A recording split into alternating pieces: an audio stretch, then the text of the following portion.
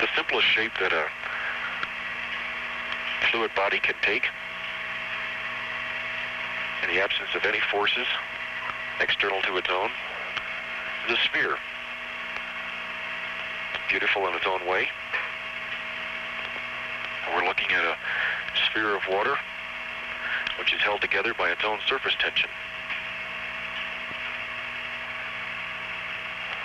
We're able to do this up here without the sphere falling to the floor or flattening out on a plate as it would down there, because there is no gravity up here. The only force acting on the water is the tension on the outside which holds it all together. This gives us a unique opportunity to study some of the fundamental problems in fluid mechanics which have a fair amount of applications in other fields. First, we're going to look at the sphere, and we're going to cause it to oscillate. We'll see what the modes of oscillation are. That is, what shape it takes, what changes the shape takes as it moves around, and then how fast it decays or it damps out. For that particular study, there are some applications in the field of nuclear physics, understanding one particular model of a nucleus, and also in astrophysics, although there the force that holds the fluid together is gravity, self-gravity, like in a star, as opposed to a surface tension. The sphere here being quite a bit smaller than what's required to have any internal gravity of its own. So we'll start out here with a 50 cc sphere of water, slightly colored, and we'll try to induce in it a symmetric oscillation. We'll lightly contact it on either side, and by pulling away rapidly, we hope for a symmetric oscillation.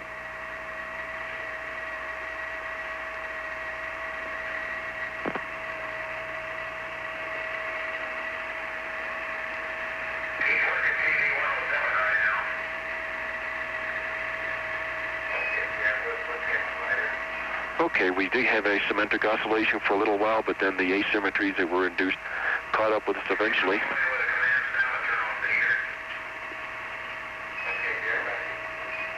And we'll let this damp out a little bit, and then we'll try it again.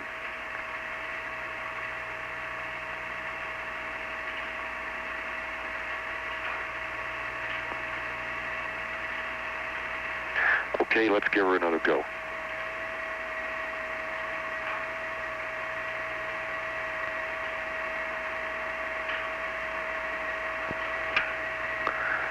There's a good one.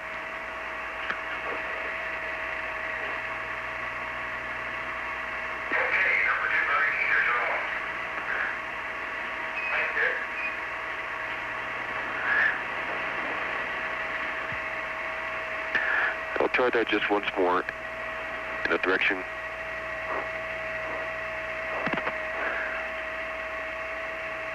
that we've done before, and then we'll try it in an opposite direction.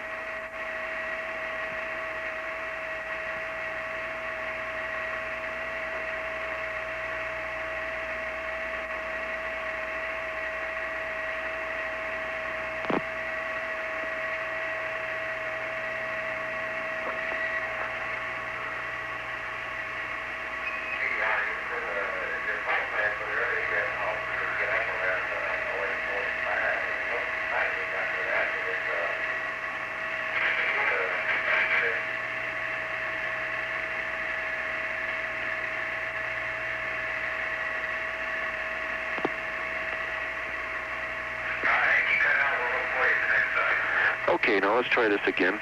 Let me move our line of sight down here so you got a good background again. And this time we'll try to get the oscillation so that it's along a direction towards you, along your line of sight. Better warn you, occasionally we have a slight slip up, so I hope you all have towels. Okay. Here we go.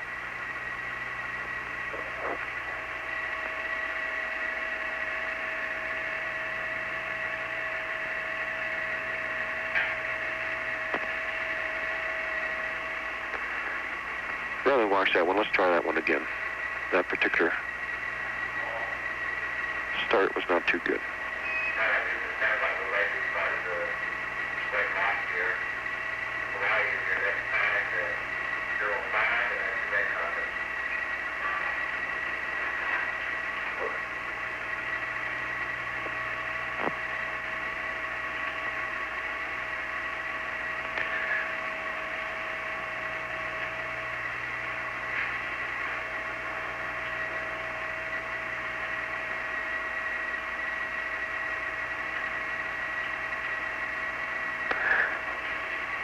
All right, now we'll induce a asymmetrical oscillation.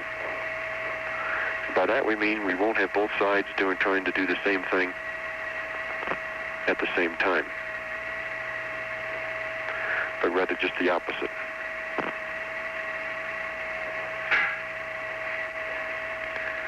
We try and bring it down here to your line of sight. Come on, old friend, hold still there.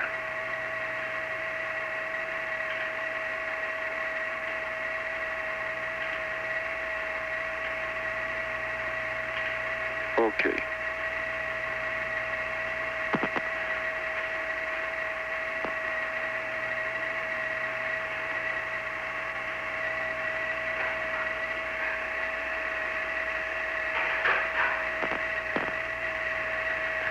I think that illustrated it pretty good.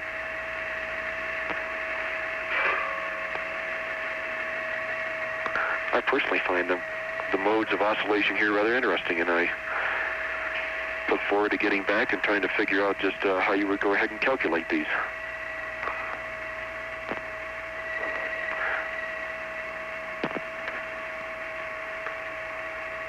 I think we're seeing just the fundamental modes of oscillation. Maybe you'll be able to see with playing these over again some of the harmonics or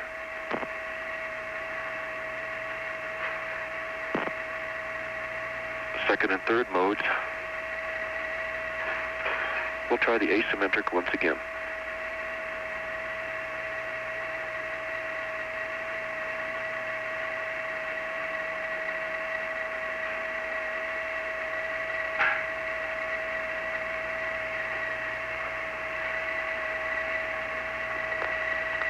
Okay, there goes our friend, drifting off. Let me bring him back here and we'll try that once again.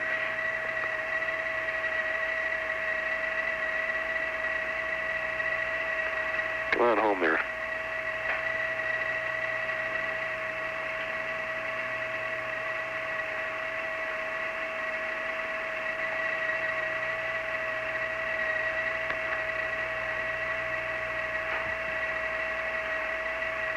Okay, I've got the oscillation, or the line of sight not on the center.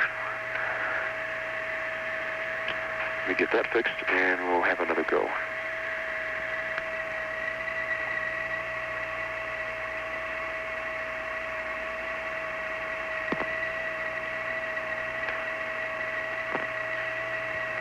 One more asymmetric one.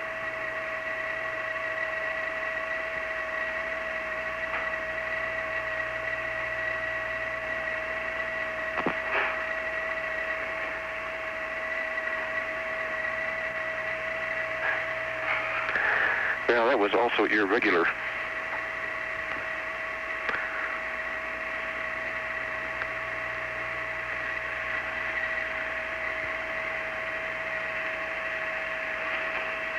That was not very satisfying from the camera angle standpoint.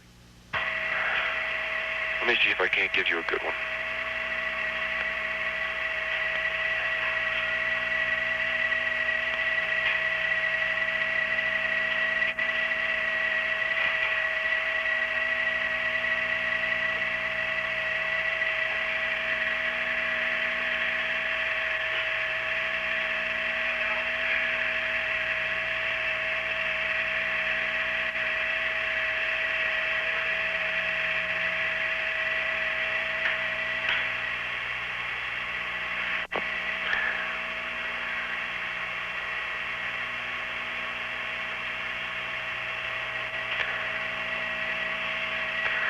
Okay, before we pass on, we're going to take our friend here and we're going to make him twice his size and see how he behaves.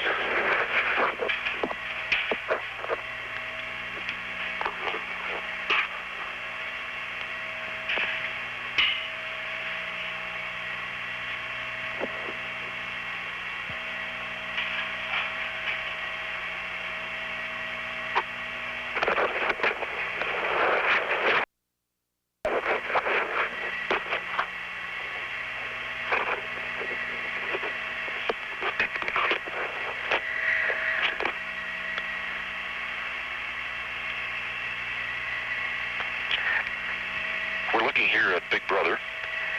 This fella is at 100 cc's of fluid, of water, slightly colored.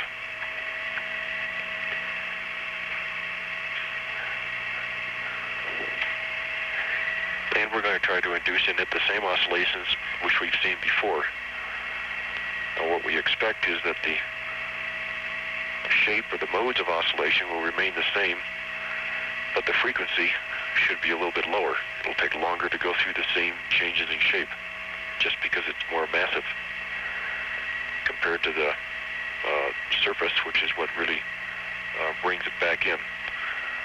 That is, the tension on the surface is a restoring force, and the mass is proportional to the volume we have. So as larger we make it, the longer the time should be for the oscillations. And the damping I will not make a guess on right now.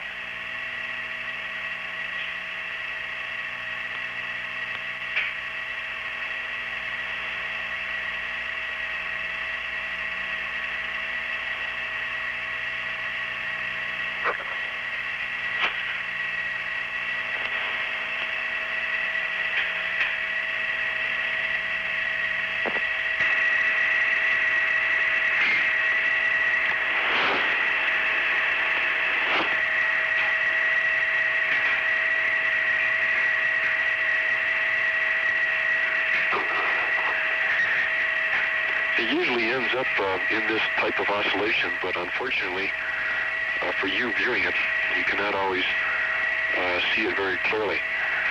Essentially, it goes to elliptical shape in one direction, and then moves into an elliptical shape 90 degrees from that. If I start the oscillation along an axis which is exactly perpendicular to your line of sight, then you'll be able to follow that. But as you can see, this is a slippery little customer, and he likes to jiggle around once you give him the slightest little motion.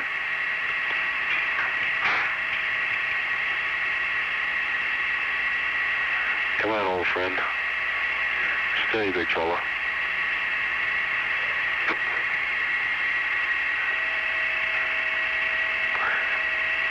Okay, now there's what I would call the square oscillation, which we've seen before.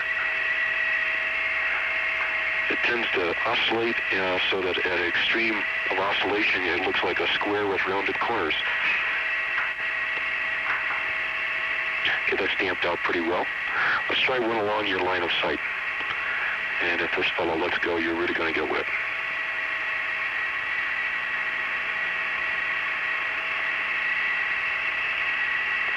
Okay, now here, from my side view, it looks exactly as we've had before. So you're seeing the edge-on view now.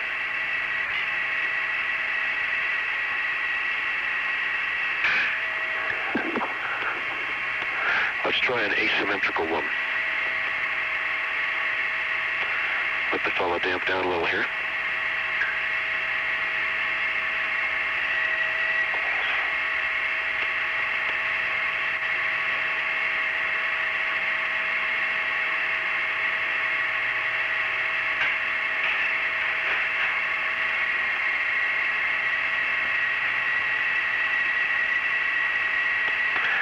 Okay, we got an irregular one. By that I mean it's just almost nearly random.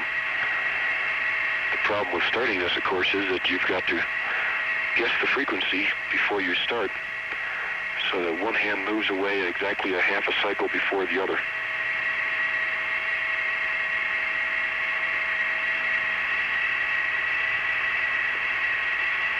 Okay, let's just try that one again.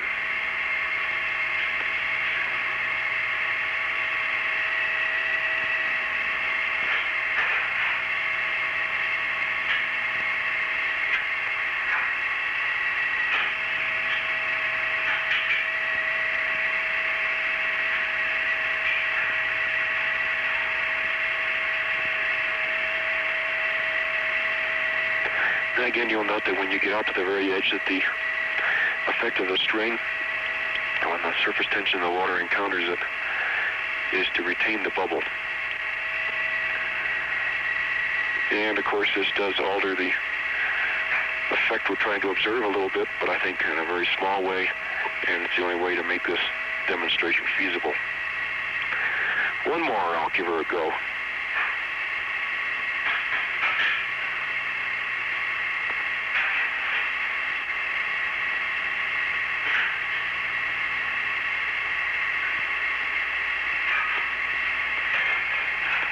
There we go. Got a good one that time.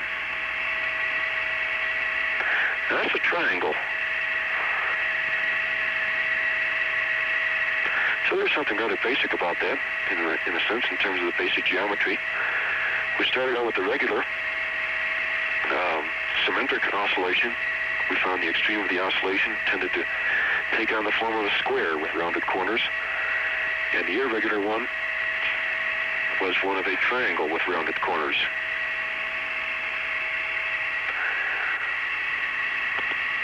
One more and then we'll do something different here.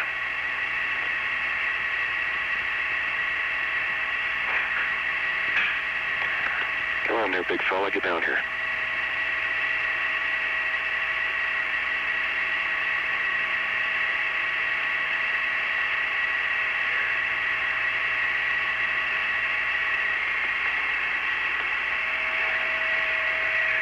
It's a combination of symmetric and asymmetric. I think we've got the picture on both of those. Let's move on.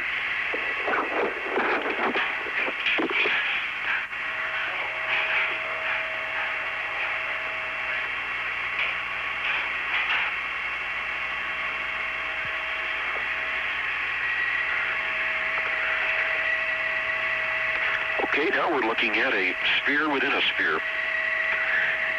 Well, the external part of the sphere, we really have a bubble of air on the inside, a larger one on your right, and then assorted smaller ones scattered throughout, which seem to be unavoidable in the process of making a larger one. And we're going to see what effect this large sphere of air, or large bubble of air, has on the effects we just observed in pure water. Okay, old friend, hold still long enough. We lost it. Well, you saw it, bubble fans. This is one we'll have to try again.